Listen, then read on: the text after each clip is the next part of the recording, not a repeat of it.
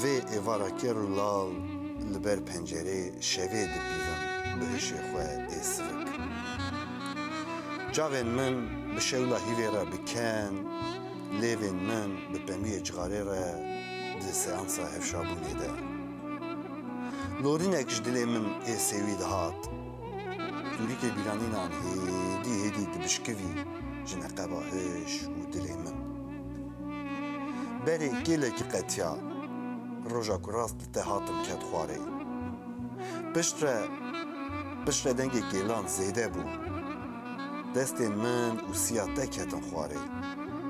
Herî ku min cixarê dikişan nava xwe, dengê qetîna kêlan zêde dibû.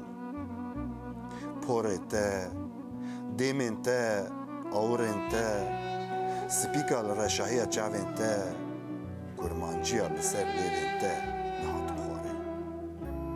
Herî ku hîv ji min re dikeniya, kêlan ji hev hêz digirt û bi lez diqetiyan.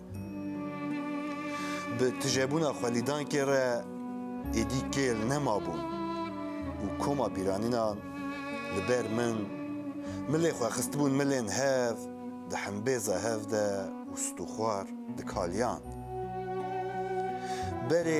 Berê min kofiya te maç kir, piştre min çavên hêviya te ramûsa, min destê te bibîranî. Min li wêneyên te ê li ser pişta zîn li dîwar daliqandî silav kir.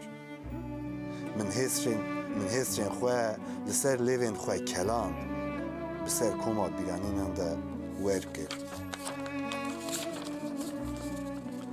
Ez hêdîka li Gamlastanê li ber siya zinarekî reş, li ber perê behrê rûniştim.